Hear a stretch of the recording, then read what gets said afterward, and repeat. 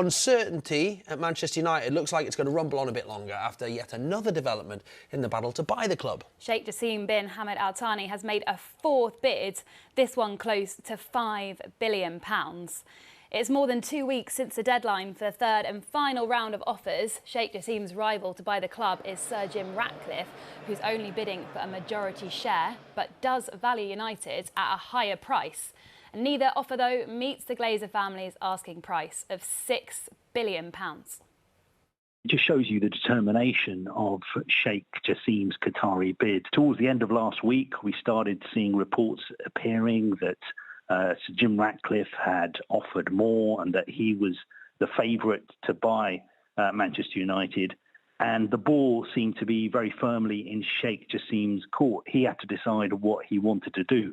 Now, as far as he's concerned, his bid is very competitive and it comes with huge benefits for Manchester United. The first one, he would tell you, is that it would clear all Manchester United's debts.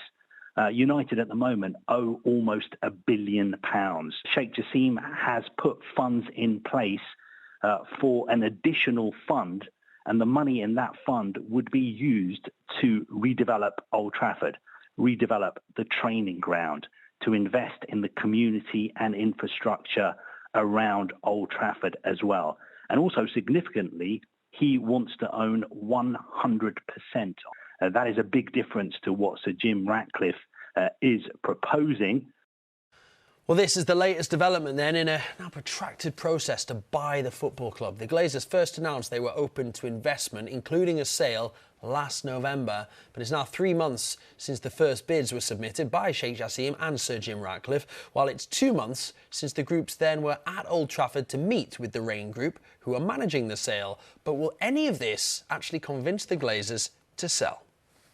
This process, you have to say, has been totally undignified. It is unbecoming for a club as big as Manchester United to be treated the way it has been treated for the past 6 months. This has been hanging over everybody at the club. It's been hanging over the manager, his coaching team, the players. What is the future? Who is going to own the club? Why has this taken so long when we've known pretty much from day one that there's only 2 people interested in buying the club? What they have to decide is, do they want all the money now from Sheikh Jassim, or do they want some of the money, which is what Sir Jim Ratcliffe is going to give them, and they would keep a stake and then they would get more money in the future? But also, are they going to consider what is best for Manchester United, or are they just thinking about what is best for them? If you're a United fan, do you want it to end quickly? Yes, of course you do. Even if you're not a United fan, you probably want it to end quickly because you're sick and bored of the whole saga and how long it's been going on for. For the Qataris, prestige is everything. They are absolutely in this race. They want to win. They're so far into it now. They certainly don't want to be seen to be defeated. And I think Rain, the banker's handling this auction. I think the Glazers know that, and so it's about price. I actually texted a Man United mate of mine before I came on and said, looking at this, which do you prefer? And immediately said, the Sheikh basically, because it would be complete ownership.